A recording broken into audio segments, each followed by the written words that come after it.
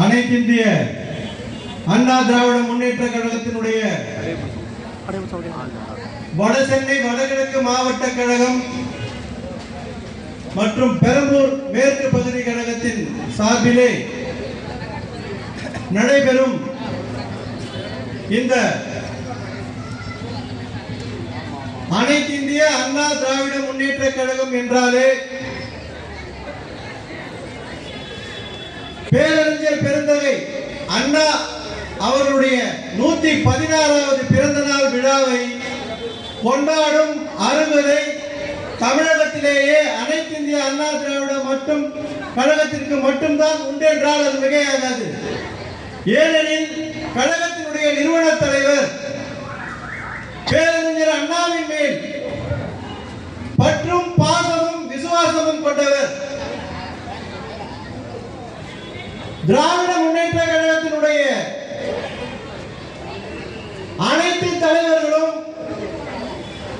அண்ணாவை வாய்வழி மட்டுமே புகழ்ந்து பேசுவார்கள்.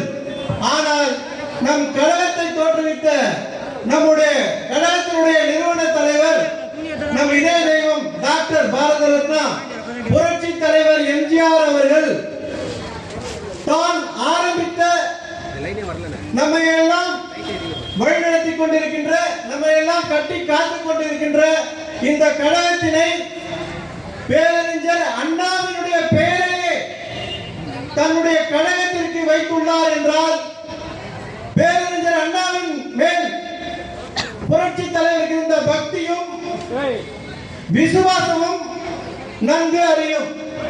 எனவேதான் நான் சொன்னேன், பேரறிஞர் பெருந்தகை அண்ணாவின் பிறந்த நாளை கொண்டாடும் தகுதி தமிழகத்திலேயே அனைத்து இந்திய அண்ணா திராவிட முன்னேற்ற கழகத்திற்கு மட்டும்தான் உண்டென்று.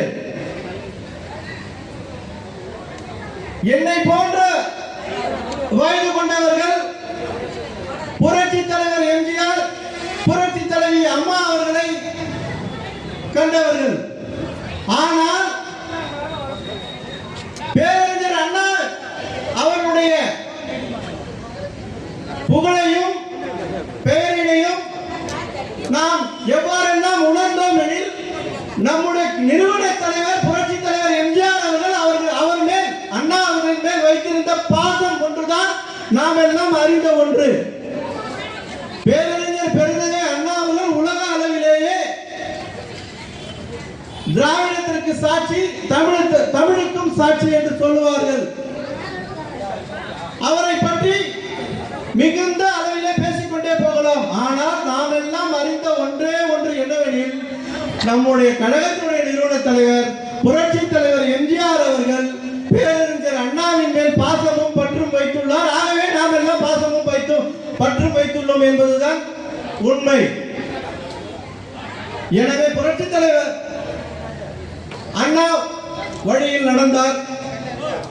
புரட்சி தலைவர் எம்ஜிஆரை வழி தொட்டு நம்ம எல்லாம் காத்து நிற்கின்ற புரட்சி தலைவி அம்மா அவர்களும் அதன் வழி நடந்தார். நம்முடைய கழகத்தினுடைய இருவரும் தெய்வங்களான புரட்சி தலைவர் எம்ஜிஆர் அவர்களும் அம்மா அவர்களும் இந்த கட்சியை கட்டி காப்பாற்றினார்கள். அவ்வழியே மூன்றாம் வழி தலைமுறையாக கழகத்தினுடைய பொதுச் செயலாளர் முன்னாள் முதலமைச்சர் இந்த சட்டப்பேரவையுடைய எதிர்கட்சி தலைவர் புரட்சி தமிழர் எடப்பாடியார் அவர்கள் இந்த கழகத்தை வீறுநடை போட்டு கட்டி காப்பாற்றி இன்று வரையளவிலே சிறப்பான ஒரு மக்கள் நல பணியிலே என்றென்றும் அனைத்து இந்திய அண்ணா திராவிட முன்னேற்ற கழகம் இருக்கும் என்று இன்றளவிலே உழைத்துக் கொண்டிருக்கின்றார்கள். அவர்களுடைய கரத்தை வலுப்படுத்தி நாம் எல்லாம் உழைத்து வர இருக்கின்ற சட்டப்பேரவை தேர்தல் தான் நம்முடைய இலக்கு. 2026 நம்முடைய இலக்கு. புரட்சி தமிழர் எடப்பாடியார் அவர்கள் இந்த தமிழகத்தை ஏற்கனவே 4.5 ஆண்டு காலங்கள் பொற்கால ஆட்சியினை வழங்கினார்கள்.